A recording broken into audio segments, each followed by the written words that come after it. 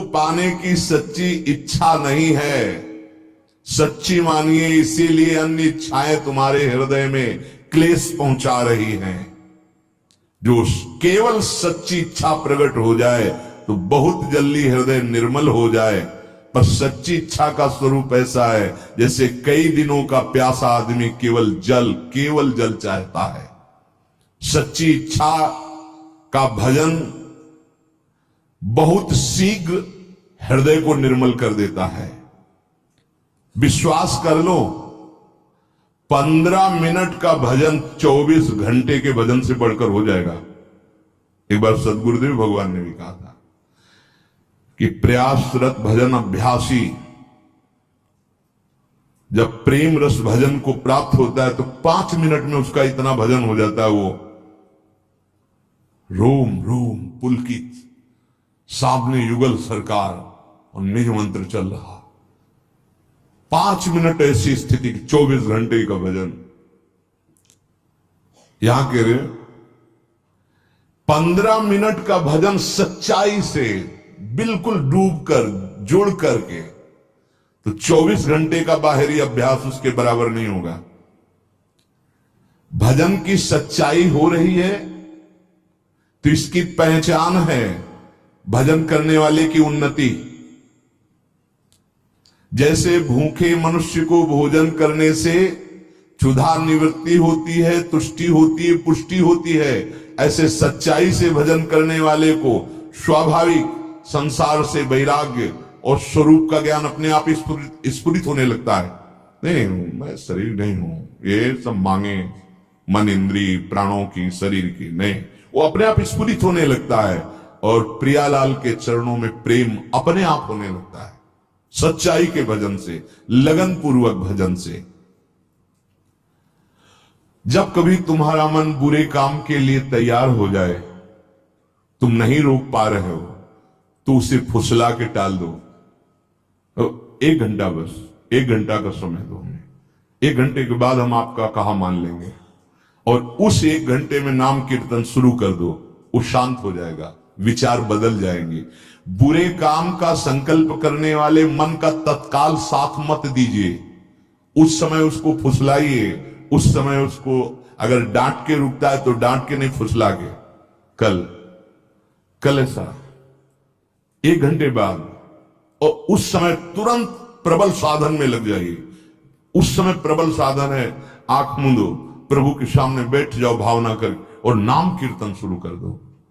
वो समय टल गया, वो शांत हो जाएगा, वो शांत हो जाए। हम लोग असावधान हो जाते हैं, जहां वो अपने स्वरूप में अर्थात काम क्रोध आदि के वेग में आया मन, तो हम तुरंत उसका साथ दे देते। नहीं, उससे समय मांगिए, उसको समय में फंसाइए, अंतराय दीजिए। लेकिन यदि भजन में डूब रहा हो तो सब छोड़ दीजिए, उसी समय डूब जाइए। जैसे कोई पद पढ़ रहे हो आप, आपका मन लड़खड़ा करके उस रूप शोभा में जा रहा है, अब आगे बढ़ने की जरूरत नहीं, डूबने दो, डूबने दो, मंत्र में लगा, डूबने दो उसको। रोक करके कोई, जैसे कि अब तो ये समय हमारा इसका है, इसका है, इन सब साधनों का फल है डूबना। अगर हमारा मन डूब रहा है मंत्राकार, तो हम समाज में बैठे हैं, मंत्राकार होते हैं। हमारा मन किसी पद की पंक्ति में फंस गया, अब फंसे रहने दो, सब चल रहा है, हम अंदर से उसी में। ये किसी को दिखाने की, बताने की बातें नहीं। लेकिन यदि बुरी भावना में फंस गया तो अंतराय दीजिए, तत्काल उसका साथ मत दीजिए मन का, उसको अंतराय में रखिए। इस प्रेम लक्षणा भक्ति को जो प्राप्त कर लेता है वो सिद्ध हो जाता है। सिद्ध शब्द से दूर की बात सुन लेना, मन की बात जान लेना, कई रूपों में प्रकाशित हो जाना, पर्वत आदि में प्रवेश कर जाना, आकाश में विचरण करना, ये सब सिद्धियों की यहां बात नहीं कही जा रही। यहां जो सिद्धावस्था, इन सिद्धियों का तो प्रवेश ही नहीं है। इन सिद्धियों की बात क्या, वो मोक्ष रूपी सिद्धि भी नहीं स्वीकार करता। यद्यपि योग्यता ऐसी होती है कि ये सब सिद्धियां हाथ जोड़े आज्ञा के लिए खड़ी रहती हैं, अवसर ढूंढा करती कि कभी मेरे ऊपर एक कृपा कटाक्ष करके महान प्रेमी आदेश कर दे। वो इन सिद्धियों को प्रेम के आगे तिनके के समान तुच्छ समझकर त्याग देते हैं और इनको स्वीकार नहीं करते। जिस समय प्रेम का स्फुरण होता है तो इस मृत्यु लोक के भोगों की किसी की क्या सामर्थ्य की उसके चित्त में प्रभाव पैदा कर सके। न पारमेष्ठ्यम न महेंद्रधिष्णम न सार्वभौमम न रसाधिपत्यम न योग सिद्धि पुनर्भवम वा मयि अर्पितात्मे क्षति मत विनान्य। ओहो, भगवान कहते हैं मेरे में चित्त जिसने अनन्य रूप से लगा दिया है उसके हृदय में ऐसा प्रेम स्फुरण होता है कि वो प्रेमी भक्त ब्रह्मा का पद, देवराज इंद्र का इंद्रासन, चक्रवर्ती सम्राट, लोक लोकांतरों का आधिपत्य, योग की सिद्धियां या सायुज्य मोक्ष आदि कुछ भी नहीं चाहता। ऐसा अपार आनंद उसके हृदय में प्रकट होता है, सब चाह मिट जाती है। हमारी प्रार्थना ऐसे प्रवचन ना सुने जाएं जिस प्रवचन में कहा जाता है कि भगवान की प्राप्ति, अरे कोई खिलवाड़ है वाणी से, शास्त्र सम्मत वार्ता, कोई मनमानी वार्ता नहीं। ऐसे वचन ना सुने जाएं जो ये कहते हैं भगवान की प्राप्ति दुर्लभ है, अरे कोई सहज है क्या, ये भगवत प्राप्ति हो जाएगी, तुमको भी हो जाएगी। ऐसे ही बातों का जो उपहास करते हैं उनके लिए मत सुनो। सिद्धांत पर विश्वास करो, भगवान पर विश्वास करो। जो भगवत प्राप्ति को दुर्बलत्व और असंभवत्व बोलते हैं ये बड़े भक्ति में विघ्न डालने वाले लोग हैं, हम नहीं कह रहे। ये महापुरुष के वचन तस्मा शास्त्रम प्रमाणम थे। अरे असंभव है तो क्या हुआ, अब क्या रास्ता क्या खुल गया, आगे इसमें लिखा हुआ है।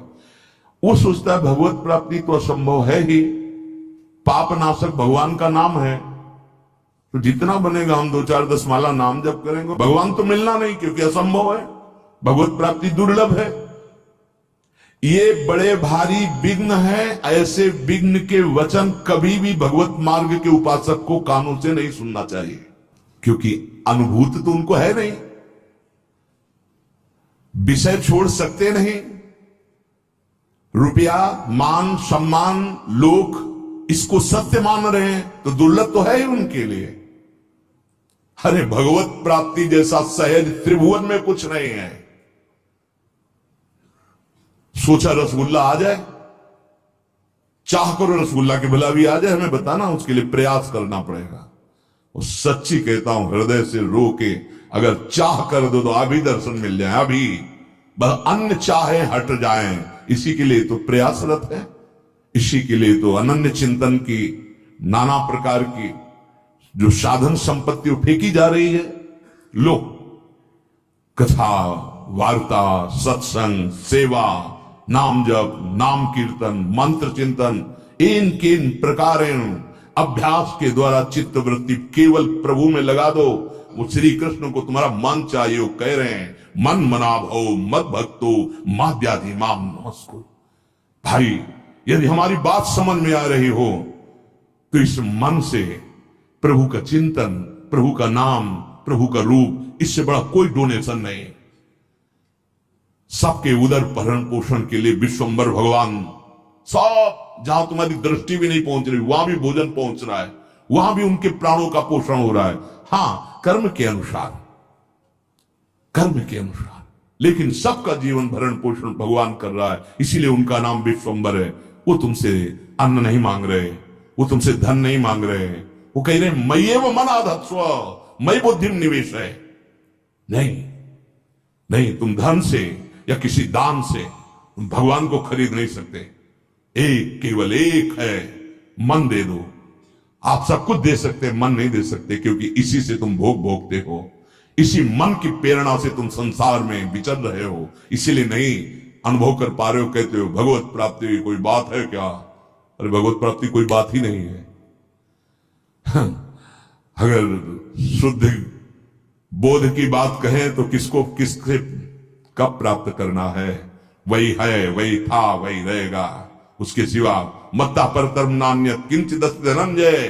तू भटक गया, अपने को भूल गया, बस वो भूल सुधार ले, स्मृति लब्ध्वा, तू भगवत प्राप्त ही है, अनुभव में आ जाएगा।